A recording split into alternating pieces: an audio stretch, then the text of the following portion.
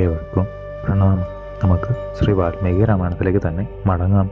ഗ്രഹണത്തിൽ മുഴുവൻ ഗ്രസിച്ച ചന്ദ്രബിംബ പോലെ മങ്ങിയ മുഖത്തെ കരതരാൽ വഹിച്ച് ദുഃഖാഗ്നിയിൽ ഉരുകുന്ന അഗ്രജനെ കണ്ട സൗമിത്രി സവിനയം മധുരമായി, അതുല്യ ബലവാനായ ജ്യേഷ്ഠ, എന്നെ പറ്റിയുള്ള വിചാരം അവിടുത്തെ വ്യസനിപ്പിക്കരുതേ. പൂർവ്വകർമ്മങ്ങൾക്കനുസരിച്ചാണല്ലോ കാലഗതി വരിക. അവിടുത്തെ ഹൃദയത്തിൽ സംശയത്തിൻ്റെ കണിക പോലും ഉണ്ടാകാതെ എന്നെ പരിത്യജിക്കണേ. പ്രതിജ്ഞ പരിപാലിക്കണേ. വാക്ക് മാറിയാൽ മനുഷ്യജന്മം മാറുന്നവർക്ക് നരകത്തിൽ പോകാതെ ഗതിയുണ്ടോ? രാജരാജനായ അവിടുത്തേക്ക് എന്നിൽ അല്പമെങ്കിലും കാരുണ്യമുണ്ടെങ്കിൽ, ഞാൻ അവിടുത്തെ അനുഗ്രഹത്തിന് പാത്രമാണെങ്കിൽ ഒട്ടും മടിക്കാതെ എന്നെ ത്യജിക്കണം. എന്താണ് ധർമ്മം? അതെങ്ങനെയാണ് നിർവഹിക്കുക? ഇത് വ്യക്തമാക്കുകയല്ലേ അവിടുത്തെ ഉദ്ദേശം? ധർമ്മത്തിനെ ഒട്ടും തളർത്തരുതേ, അഭിവൃദ്ധിപ്പെടുത്തണേ. അനുജന്റെ അഭ്യർത്ഥന അരജവരൻ്റെ മനസ്സിനെ ഏറ്റവും ചഞ്ചലമാക്കി. ഉപാധ്യായനെയും അമാത്യന്മാരെയും വരുത്തി അവരുടെ മധ്യത്തിൽ ശ്രീരാമചന്ദ്രൻ മഹർഷി ശ്രേഷ്ഠൻ വന്നതും സത്യവും ബ്രഹ്മർഷി ദുർവാസാവിൻ്റെ ആഗമനവും മറ്റും വ്യക്തമാക്കി. ആശ്ചര്യസബ്ധരായ സജീവന്മാരും മറ്റും അങ്ങനെ തന്നെ പകച്ചിരുന്നു.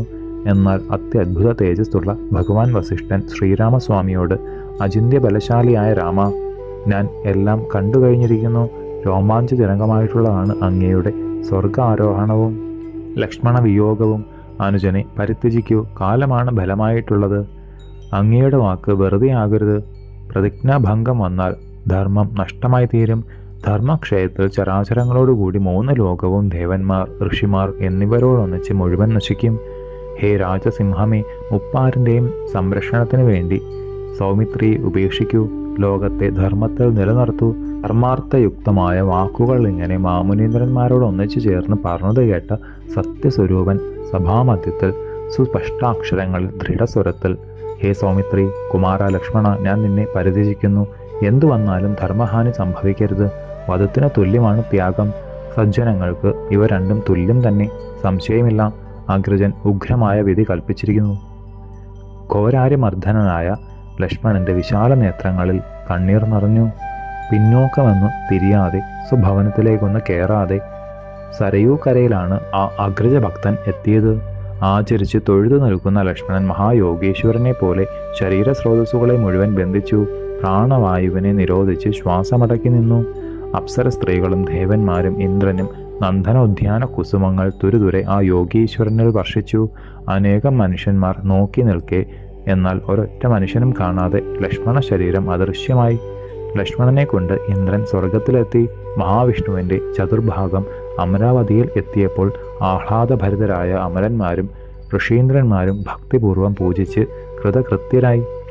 ലക്ഷണ സമ്പന്നനും സഹോദരഭക്തിയിൽ അതുല്യനുമായ ലക്ഷ്മണനെ പരിത്യജിച്ചതിനു ശേഷം ദുഃഖസംതപ്തനായ ശ്രീരാമചന്ദ്രൻ പുരോഹിതന്മാരോടും അമാത്യന്മാരോടും പൗരമുഖ്യന്മാരോടും അരുളി ചെയ്തു, ധർമ്മവീരനായ ഭരതനെ ഇന്ന് തന്നെ അഭിഷേകം ചെയ്യുക.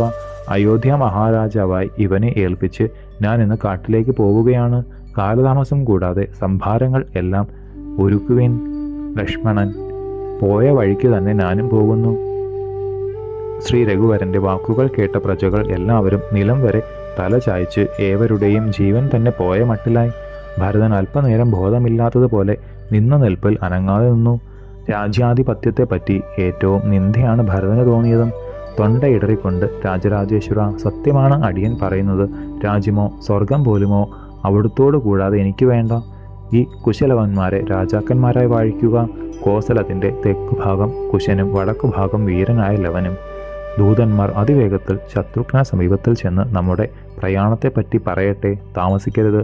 ഭരതൻ്റെ വാക്കുകൾ കൂടി കേട്ടപ്പോൾ അഴലിൽ വേവുന്ന പൗരവരന്മാരെ മുഴുവൻ കണ്ട ഭഗവാൻ വസിഷ്ഠൻ മന്ദഹാസത്തോടെ, ഉണ്ണി രാമ, നാട്ടുകാർ ഭൂമിയിൽ വീണു കിടക്കുന്നത് നോക്കൂ.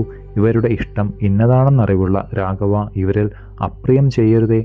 ആചാര്യവര്യനായ വസിഷ്ഠന്റെ വാക്കുകൾ കേട്ട രഘുരാജൻ നാട്ടുകാരെ എഴുന്നേൽപ്പിച്ച് ചോദിച്ചു, ഞാൻ എന്താണ് ചെയ്യേണ്ടത്? സർവപ്രജകളും ഐക്യകണ്ഠേന മഹാപ്രഭുവിനോട് ഉണർത്തി, പ്രഭോ, ഞങ്ങൾക്ക് കൺകണ്ട ഈശ്വര, അവിടുന്ന് പോകുന്ന സ്ഥലത്തേക്ക് പിന്നാലെ ഞങ്ങളും വരും. അവിടത്തേക്ക് ഈ പ്രജകളിൽ സ്നേഹമുണ്ടെങ്കിൽ, അല്പമെങ്കിലും പ്രീതിയുണ്ടെങ്കിൽ, പത്നി പുത്രന്മാരോടുകൂടി സന്മാർഗ ജീവിതം നയിച്ച ഞങ്ങളും പോരട്ടെ. തപോവനത്തിൽ, ദുർഗത്തിൽ, നദിയിൽ, മഹാസാഗരത്തിൽ എവിടേക്കായാലും ഞങ്ങൾ ത്യാജ്യരല്ലെങ്കിൽ സർവേശ്വരനായ അവിടുന്ന് ഞങ്ങളെ കൊണ്ടുപോകണം. ഞങ്ങൾക്ക് ഏറ്റവും പ്രീതി നൽകുന്ന ശ്രേഷ്ഠവരം ഇതൊന്നു മാത്രമാണ്. അവിടുത്തെ അനുഗമിക്കുവാൻ സാധിക്കുന്നതിലാണ് ഞങ്ങൾക്ക് സന്തോഷം. പ്രജകളുടെ നിഷ്കളങ്ക ഭക്തിയും താൻ ചെയ്യേണ്ട കടമയും കണ്ട കാകുത്സ്ഥൻ അപ്പോൾ തന്നെ അവരോട് അങ്ങനെയാകട്ടെ എന്നരുളി ചെയ്തു. മഹാവീര പരാക്രമികളും കൂടിയായ കുശലവന്മാരെ അഭിഷേകം ചെയ്യുവാൻ പെട്ടെന്ന് ഒരുക്കിക്കഴിഞ്ഞു. ദക്ഷിണ അയോധ്യയിൽ കുശനും ഉത്തര അയോധ്യയിൽ ലവനും രാജാക്കന്മാരായി മഹാഭുജനായ ശ്രീരാമദേവൻ കിരീടധാരികളായ ആത്മജന്മാരെ മടിയിലുയർത്തി ആലിംഗനം ചെയ്ത് അനേക പ്രാവശ്യം ആ മൂർധാക്കളിൽ ചുംബിച്ചു. അനേകായിരം രഥങ്ങൾ, 10,000 ഉത്തമ ഗജങ്ങൾ, 100,000 അശ്വരത്നങ്ങൾ എന്നിവ ഓരോരുത്തർക്കും ഏകി. അനേക ദിവ്യരത്നങ്ങൾ, അനേക കോടി സ്വർണങ്ങൾ, സന്തുഷ്ടിയും സംപ്രീതിയും നിറഞ്ഞ ജനങ്ങൾ എന്നിവരോടുകൂടി കുശലവ സഗർഭ്യന്മാരെ, വീരസുതന്മാരെ അതാത് നാട് യഥാസുഖം ധാർമ്മികമായി പരിപാലിക്കുവാൻ അയച്ചു. അതിനുശേഷം ദൂതന്മാരെ മഹാത്മാവായ ശത്രുഘ്ന സമീപത്തിലേക്ക് വിട്ടു. ശേഷം ചരിതം നമുക്ക് അടുത്ത ഭാഗത്തിലൂടെ കാണാം. ഗുരുപാദങ്ങളിൽ സാഷ്ടാംഗ പ്രണാമത്തോടെ നമസ്കാരം.